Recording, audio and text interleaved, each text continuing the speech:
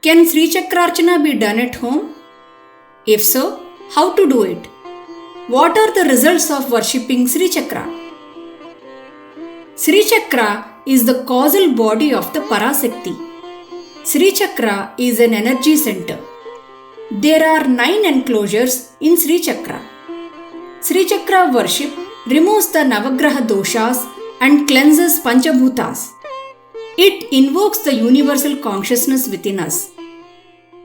It protects us from negative energies and creates positivity around us. It bestows Ayur, Arogya and Aishwarya.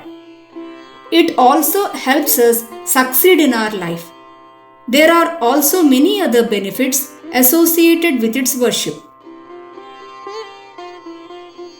In that case, how should one perform this archana at home? The answer is yes.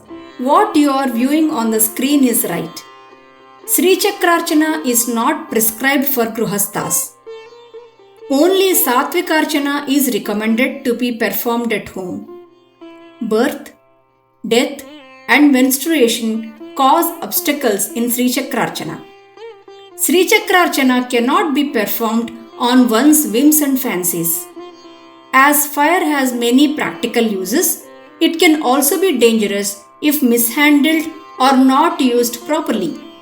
Similarly, if Sri Chakraarchana is not performed in the designated way, there is a possibility that it can lead to adverse effects. Performing simple Kumkuma Puja to Sri Chakra at home is not sufficient.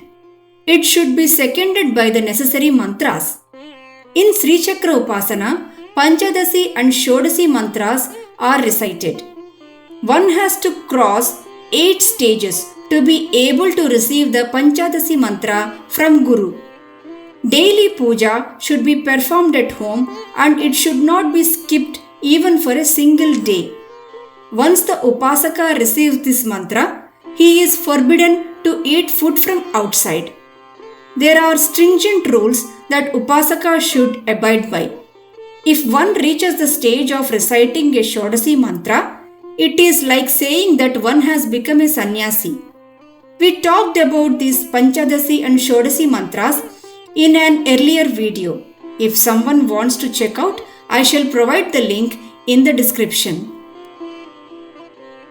In Sri Vidya Upasana, Sri Chakra plays a prominent role.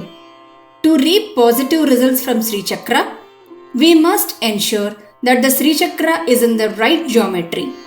Only a Guru in the Sri Vidya lineage can guide us in choosing the right Sri Chakra. Those who have a lineage of Devi Upasana can perform Sri Chakra Archana at home. In Sri Vidya, the Guru is the ultimate and his instructions should be followed to the T for progressing in the Sri Vidya Upasana. One should pray to Sri Chakra only as instructed by the Guru. Lifestyle changes should be made accordingly. In Navavarana Puja, all the 9 enclosures are worshipped. Once we cross the 8th Avarana, we reach the Bindu. This Bindu is revered as Sri Lalitambika. If the Navavarana Puja should be performed in Sakteya Parampara, it takes around 3 to 6 hours to complete the ritual. There will be separate priests known as Ritviks to perform the Navavarana Puja. For reaping more benefits from this puja, it is performed on Ashtami, Paurnami and Amavasya Tithis. It is said that when performed on Amavasya Tithi, we receive blessings from Pitru Devatas. Then arises the question of how a common man can reap such benefits from the powerful Sri Chakraarchana. The answer lies in our temples. A Sri Chakra is always installed near the goddesses in all Saivalayas. Here, the Archana is performed using Saiva Agama practice. Since the priests perform this Archana seeking the good of everyone in the society, we can get the Archana performed there. In the temples and Peethams run in the Sakteya Agama practice, the Navavarana Puja is performed elaborately as discussed earlier by the Ritviks.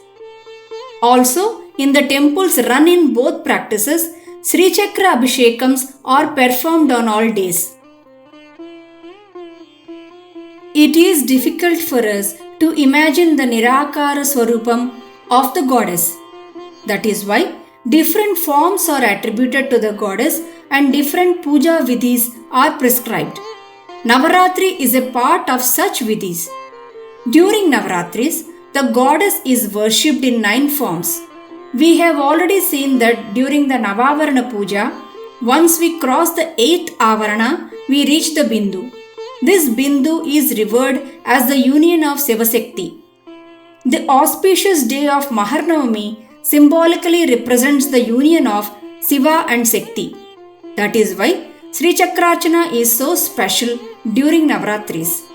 During this time of the year, the changes that takes place in the nature not only influence our physical and mental states, but also influences our progress in spirituality. By taking food of the Sattvika nature and immersing ourselves in the worship of the goddess during these 9 days, we can adapt to the changes in nature to our advantage. Also, 9 symbolizes infinite ways of worship. After reaching 9 in the number system, the numbers repeat themselves. Number 9 also represents completeness and excellence. Hence, those interested can get the Sri Chakraarchana performed in any of the temples run in either Saiva or Sakteya Agama practices during the Navaratri. We are very grateful to Sri Satyasai Garu, the temple priest, for sharing his vast knowledge on Sri Chakraarchana Vidhi. We are also hopeful that the content presented in this video is very useful to you. If you think others should also benefit from this information, share this video with as many as you can. Also, do like and comment. Swasti.